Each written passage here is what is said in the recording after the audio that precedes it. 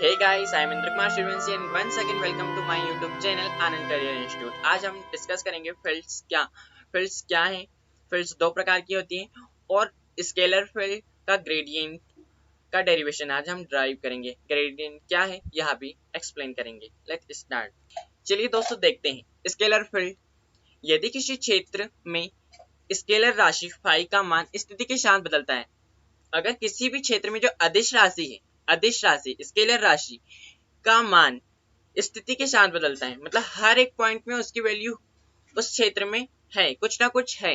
अगर वह कुछ ना कुछ वैल्यू होगी तो हर एक पॉइंट में वह उसकी स्थिति बदलेगी, अर्थात वह स्थिति का फलन है। वहां पे एक्स एक्सेस के अकॉर्डिंग भी उसकी वैल्यू होगी, वाई एक्सेस के अकॉर्डिंग भी होगी और जेड एक्सेस के अकॉर्डिंग भी होगी, तो वह स्केलर फील्ड कहलाता है।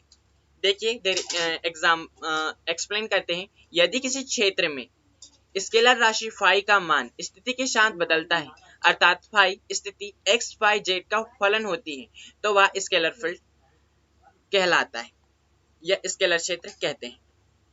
हम इसे रेफरेंस फ्रेम में भी देख सकते हैं दोस्तों इस प्रकार। माना एक रेफरेंस फ्रेम है जिसमें एक्स एक्सेस, वाई एक्सेस और जेड एक्सेस है।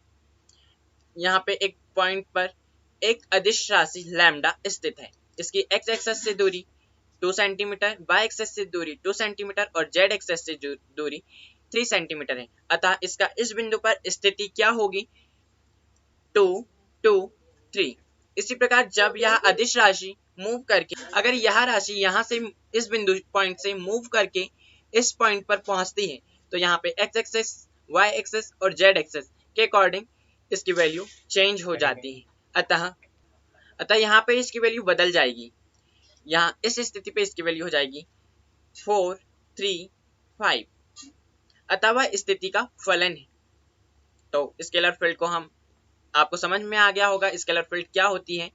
यदि किसी क्षेत्र में स्केलर राशि फाई का मान स्थिति के साथ बदलता है, अर्थात फाई स्थिति एक्स वाई जेड का फलन होती है, तो इसे स्केलर क्षेत्र कहते हैं। उदाहरण के लिए इसका एग्जाम्पल देख लीजिए स्केलर फील्ड का। किसी माध्यम में ताप का वितरण, विद्युत विभव का वितरण और गुरुत्वीय विभव का वितरण आदि। इसकी कुछ विशेषताएं भी, स्केलर फील्ड की विशेषताएं देखिए। स्केलर क्षेत्र को समतलीय पृष्ठों द्वारा चित्रित किया जाता है। जो स्केलर फील्ड होती हैं उनको समतलीय पृष्ठों द्वारा चित्रित किया जाता है।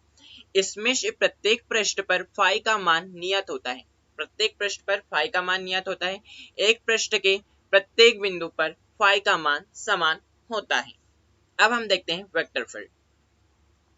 यदि किसी क्षेत्र में वेक्टर राशि वेक्टर एफ का मान स्थिति के साथ बदलता है, अर्थात वेक्टर राशि वेक्टर एफ स्थिति एक्स वाई जेड का फलन होती है, तो इसे वेक्टर क्षेत्र कहते हैं। जिस प्रकार हमने स्केलर फील्ड को निर्देश तंत्र में देखा था, उसी प्रकार अगर वेक्टर जो राशि है वह उसके हर एक बिंदु पर उसकी वैल्यू अलग अलग, जिस प्रकार हमने स्केलर राशि को निर्देश तंत्र में देखा था, उसी प्रकार अगर वेक्टर राशि भी स्थिति का फलन है, हर एक बिंदु पर उस वेक्टर राशि की वैल्यू अलग अलग है, तो वह वेक्टर क्षेत्र हो जाएगा दोस्तों।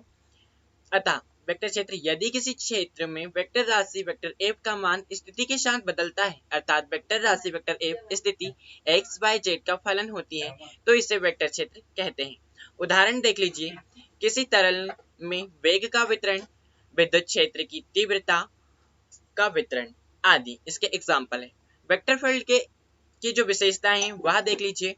वेक्टर क्षेत्र को वक्र रेखा द्वारा चित्रित किया जाता है, जिसे फ्लक्स रेखा कहते हैं।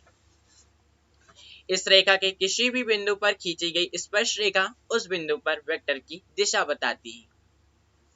होप यू अंडरस्टैंड वेक्टर और स्केलर फील्ड क्या होती है, उनकी विशेषताएं क्या हैं, और यहाँ पे आप अंतर भी स्पष्ट कर सकते हैं वेक्टर और स्केलर फील्ड के बीच। चलिए अब देखते हैं gradient of a scalar field. Gradient क्या है? ग्रेडियंट वह है जो अदिश राशि का ग्रेडियंट, वह हमें बताता है कि उसमें क्या परिवर्तन हो रहा है। किसी भी अदिश राशि में दूरी के साथ अधिकतम वृद्धि की दर हमें ग्रेडियंट से ज्ञात होती है। ग्रेडियंट ऑफ स्केलर फील्ड देखते हैं, उसका डेरिवेशन भी ड्राइव करते हैं।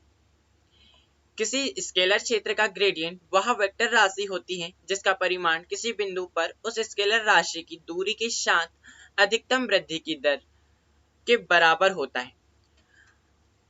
स्पष्ट हो गया होगा, किसी स्केलर राशि का जो ग्रेडियंट होता है, जो स्केलर राशि का ग्रेडियंट होता है वह एक वेक्टर राशि होती है। याद रखिए, जो ग्रेडियंट होता है वह हमेशा वेक्टर राशि होती है और इसका परिमाण किसी बिंदु पर, इसका जो परिमाण होती है, जो वेक्टर राशि होती है उसकी जो वैल्यू होती है, परिमाण, उस स्केलर राशि की दूरी के साथ अधिकतम वृद्धि, उस स्केलर राशि का दूरी के साथ जो अधिकतम वृद्धि होती है, वृद्धि उसके बराबर तथा दिशा वह होती है जिसमें यह वृद्धि की दर अधिकतम होती है, अर्थात उस बिंदु पर उस पृष्ठ के लंबवत दिशा में। हम डेरिवेशन ड्राइव करने के लिए मान लेते हैं एक फाई एक स्केलर राशि है जो कि एक्स बाय जेड का घटक है। माना फाई एक्स बाय जेड एक स्केलर क्षेत्र है जिसमें एक्स बाय जेड अक्षों के अनुदिश दूरी के साथ परिवर्तन की दर। परिवर्तन जब भी हम ज्ञात करते हैं तो हम उसका हम हमेशा अवकलन करते हैं। अवकलन को हम परिवर्तन, किसी भी राशि में क्या परिवर्तन हो रहा है, कैसे परिवर्तन हो रहा है, उससे ज्ञात करने के लिए हम अवकलन का यूज करते हैं। तो यहाँ पर हम जो x बाय z अक्षों के अनुदिश जो राशि है फाई, उसमें क्या परिवर्तन हो रहा है उसे हम आंशिक अवकलन के द्वारा ज्ञात करेंगे। आंशिक अवकलन आपको मालूम होगा, अगर हम x के रिस्पेक्ट में आंशिक अवकलन करते हैं तो y और z के जो घटक होते हैं, जो वैल्यू होती हैं, वह शून्य अचर हो जाते हैं। और डाइवर्जेंस आपको तो मालूम होगा कि जो अचर राशि है उसका जब हम अवकलन करते हैं तो उसकी वैल्यू शून्य आती है या फिर वह नियतांक के रूप में वहां पे काम करता है। जब हम y एक्सिस के में करते हैं तो z और x अचर हो जाते हैं और जब हम z के एक्सिस के रिस्पेक्ट में अवकलन करते हैं तो वह x और y नियतांक हो जाते हैं।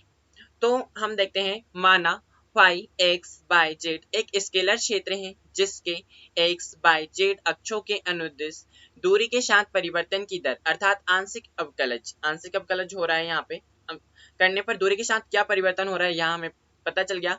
Del phi by del x x axis के according, del phi by del y y axis के अकॉर्डिंग तथा del phi by del z z axis के अकॉर्डिंग है। तो ग्रेडियंट हमने निकाल लिया है। यहाँ पे इसका ग्रेडियंट आ गया है फाई का i del phi by del x plus j del phi by del y plus k del phi by del Z.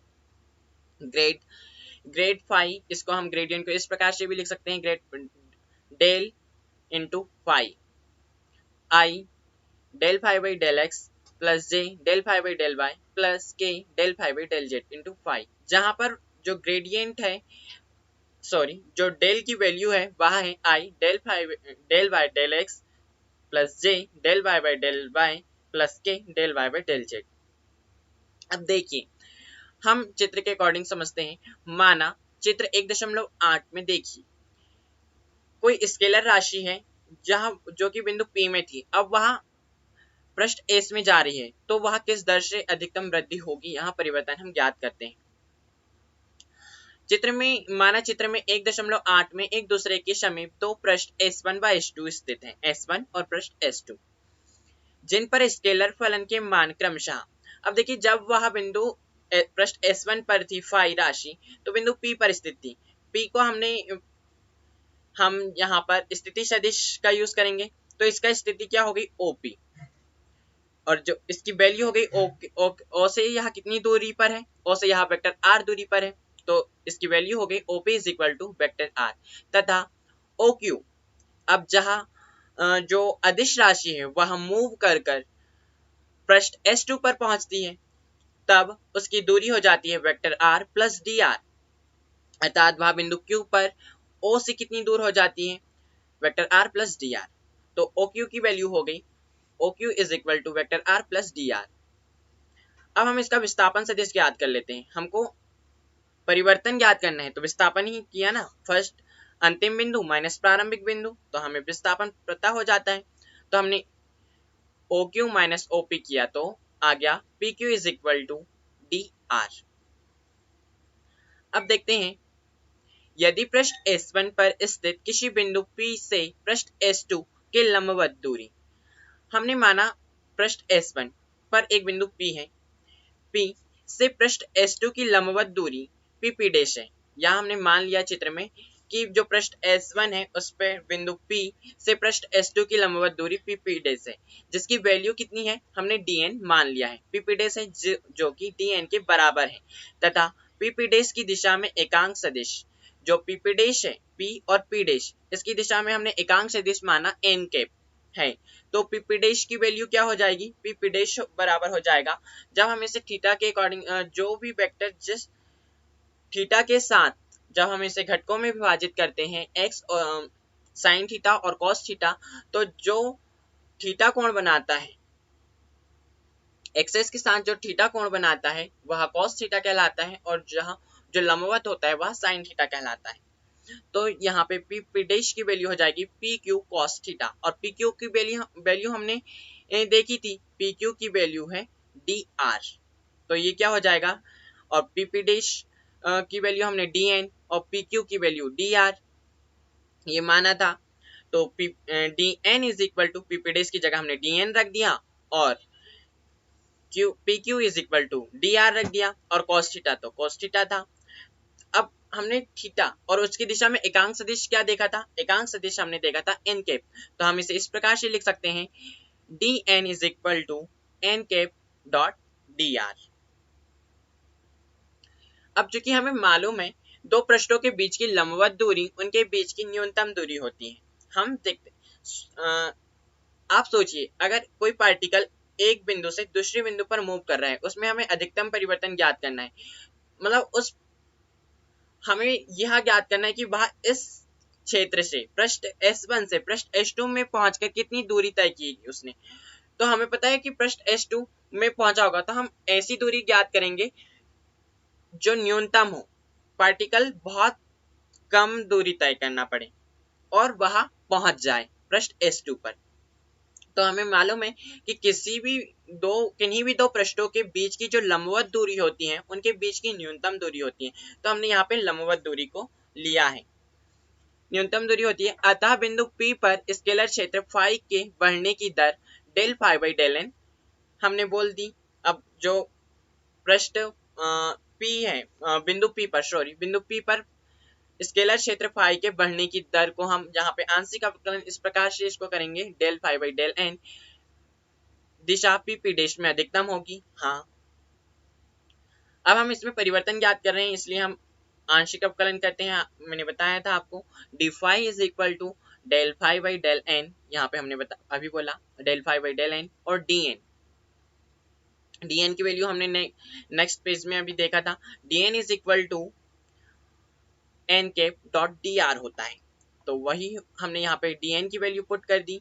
चूंकि हमें पता है फाई जो कि एक्स वाई जेड का फलन है, अतः हम इसमें जब परिवर्तन करेंगे तो हम इसका अवकलन करेंगे, अवकलन करने पर हम इसका एक्स वाई जेड के रिस्पेक्ट में जब अवकलन करते हैं तो इसकी वैल्यू इस प्रकार आती है del phi by del X D x plus del phi by del Y D Y plus del phi by del Z D Z.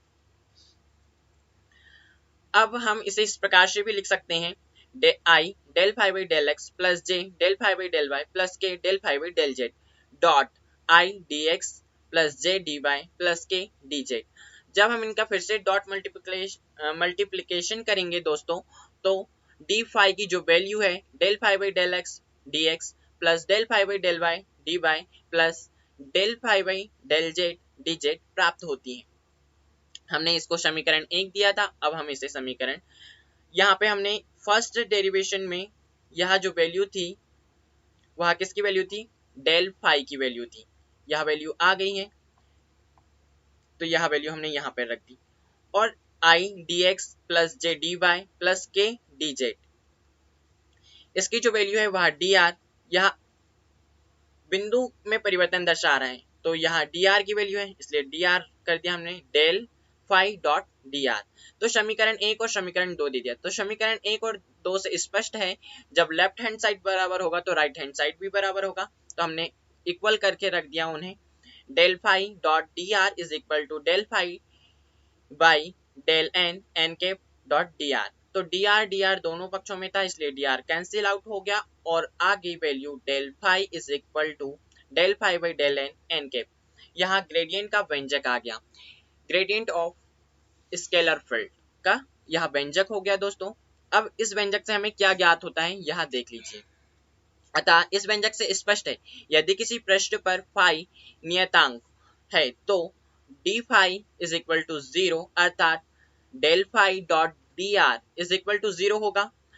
या फिर हम इसे इस प्रकार से भी बोल सकते हैं, डेल फाई व डी आर परस्पर लंबवत हैं, अर्थात डेल फाई पृष्ठ फाई नियतांक की लंबवत दिशा में है।